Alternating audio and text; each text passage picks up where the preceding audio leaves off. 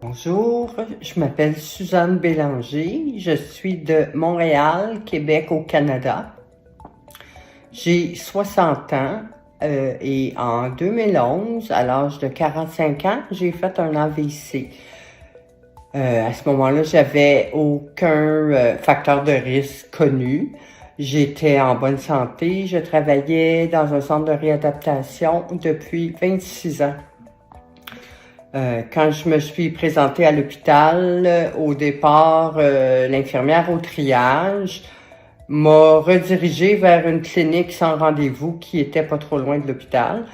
Elle a mal évalué mes symptômes. Elle jugeait que mon cas n'était pas urgent. J'avais une faiblesse du côté gauche, le bras et la jambe, mais mes signes vitaux étaient parfaits. La pression était belle, mon cœur fonctionnait bien.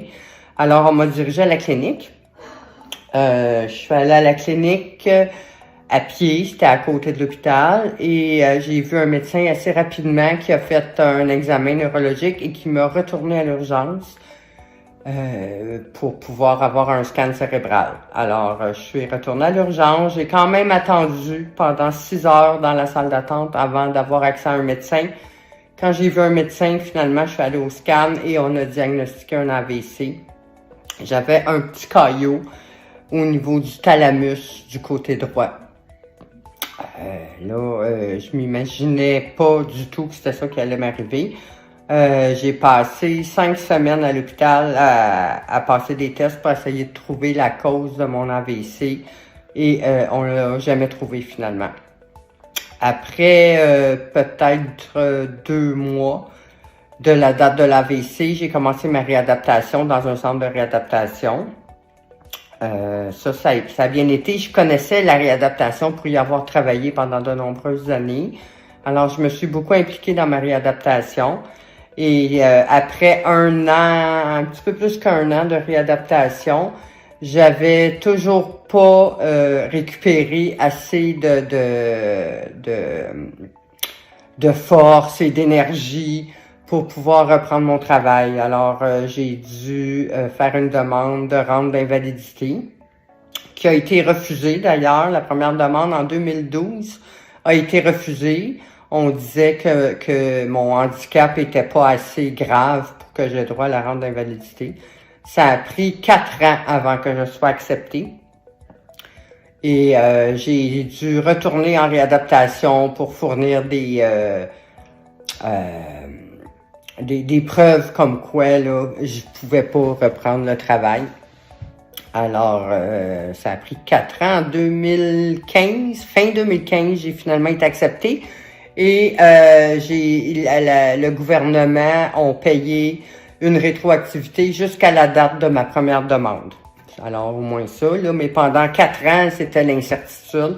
J'ai eu peur de perdre ma maison, j'ai eu peur de pas être capable de payer mes factures, c'était l'inquiétude, le stress et tout ça, là. En plus de vivre avec les séquelles qui restent de mon AVC.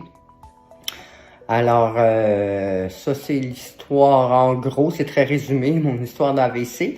Quand j'ai terminé ma réadaptation, vu que je pouvais pas retourner travailler, j'ai approché la Fondation des maladies du cœur et de l'AVC pour avoir des opportunités de faire du bénévolat, pour essayer de continuer à être utile dans mon environnement. Et à partir de là, j'ai pu rencontrer plusieurs autres survivants d'AVC. J'ai eu la chance aussi de pouvoir animer le programme La vie après l'AVC, qui était un programme à ce moment-là, un programme pour aider les survivants d'AVC à reprendre leur vie et à vivre la plus belle vie possible après un AVC. Ça m'a donné beaucoup de valorisation, de me sentir utile, ça a été très important. Et après ça, quand ça a été terminé, je l'ai refait plusieurs fois, là, mais après, la Fondation a décidé de plus offrir ce programme-là. Et j'ai commencé à m'impliquer auprès de personnes que j'ai rencontrées au gym où est-ce que je vais m'entraîner régulièrement, il y a une petite section à ce gym-là où il y a des survivants d'AVC qui viennent. Et il y a du monde que j'ai rencontré là, à qui j'ai pu aller raconter mon histoire et que apparemment que ça leur a fait beaucoup de bien.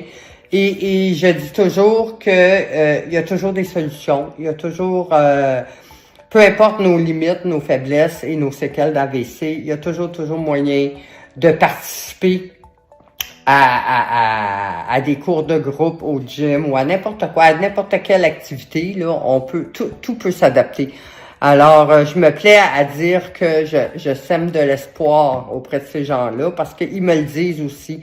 En général, là, quand ils font des progrès, ils me remercient en général et ils disent toujours que c'est moi qui leur ai redonné espoir parce que ça change une vie, hein, un AVC. Puis le fait de pas pouvoir retourner travailler, c'est une grosse étape. C'est comme une grosse épreuve qu'on doit accepter et traverser puis essayer de faire le mieux qu'on peut avec ce qui nous reste. À part de ça, j'ai jamais participé à des études cliniques jusqu'à présent. J'ai pas été approchée non plus. Si jamais j'ai soumis mon nom à plein d'organismes et si jamais il y a certaines études qui pourraient m'être bénéfiques, c'est certain que je voudrais participer. À part de ça, le système de santé, ici au Québec, on est quand même chanceux. Le système de santé, un coup qu'on est rentré dans le système, on a des soins. Moi, j'ai pas payé pour ma réadaptation. Ça a duré 16 mois et ça m'a rien coûté. J'avais de la réadaptation, ergothérapie, physiothérapie, kinésiologie. J'avais accès à un psychologue. Écoutez, tout était absolument gratuit pour moi, là. On n'avait pas de frais et les services étaient là. Sauf que ça a une limite, là. J'en ai eu pendant 16 mois. Après 16 mois, je pouvais plus continuer. Il fallait que je poursuive soit en privé ou par moi-même. Alors, je suis allé m'inscrire dans un gym aussitôt que ma réadaptation était terminée. Et depuis ce temps-là, j'ai jamais arrêté d'essayer de m'améliorer par moi-même. Des fois, je dois consulter des kinésiologues ou des physiothérapeutes à l'occasion, là, mais en général, je suis pas mal autonome. Puis ce que j'aimerais que le système de santé fasse mieux pour supporter les survivants d'AVC ici au Québec, là, c'est surtout de faire un effort pour faire plus de recherches sur les femmes parce que il y a plusieurs femmes qui sont mal diagnostiquées au niveau des AVC ou des crises cardiaques, des maladies cardiaques. Les recherches, le 3/4 des recherches ici sont faites uniquement avec des hommes. Puis il y a des femmes, il y a plein de femmes qui ont des symptômes, mais qui sont comme les symptômes sont différents. Puis souvent ils sont mis sur le compte de problèmes d'estomac ou les hormones ou les femmes sont en général sont pas prises au sérieux. Puis moi je l'ai vu quand je me suis présentée à l'urgence, j'ai pas été pris au sérieux puis on m'a redirigé à une clinique. Là. On pensait pas du tout que j'avais un AVC, alors que c'était ça que je faisais. Puis pour comparer, mon conjoint, lui a fait un AVC aussi 5 ans après moi. Puis lui, j'ai reconnu les signes, j'ai fait le 911. Puis quand on est arrivé à l'urgence, là, le neurologue, il l'attendait. Il était déjà prêt à l'envoyer au scan. Aussitôt qu'on arrivait à l'urgence, le neurologue était là, il l'a envoyé directement au scan. Il a eu son diagnostic, ça a pris 15 minutes.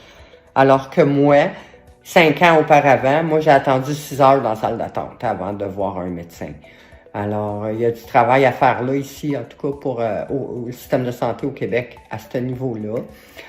J'aimerais aussi que le système de santé facilite l'accès au crédit et aux différentes prestations pour invalidité, que ce soit la rente d'invalidité de la Régie des rentes ou les crédits d'impôt pour personnes handicapées qui sont difficiles à obtenir. Faut payer pour que les médecins remplissent les formulaires. Ça coûte cher. On a des revenus limités quand on vit sur une rente d'invalidité. Alors, ce serait le fun que les gouvernements puissent faciliter ces processus-là. Aussi, mon Dieu, je pense que à part de ça, c'est pas mal tout. En général, depuis mon AVC, ça fait maintenant 14 ans quand même, je me porte très bien. Il y a qu'il y a des personnes qui se rendent pas nécessairement compte que j'ai un handicap. Moi, je le sais, là, puis quand je suis fatiguée, ben ça paraît plus. Quand je suis pas fatiguée, ça paraît moins. Mais en général, je m'en sors très bien. Je me plais beaucoup à semer de l'espoir autour de moi, presque à tous les jours, que je rencontre des gens, surtout auprès des personnes qui ont fait des AVC, là. Quand ils me voient, là, puis que je leur raconte que, tu sais, eux autres, souvent, ils pensent que leur vie est finie, puis qu'ils seront jamais capables de faire telle ou telle activité. Puis avec moi, j'arrive à leur démontrer que c'est toujours possible, puis qu'il y a toujours de l'espoir. Puis c'est ça, je m'amuse à leur dire souvent que je saupoudre de l'espoir autour de moi. Alors, c'est ça que j'avais à vous dire.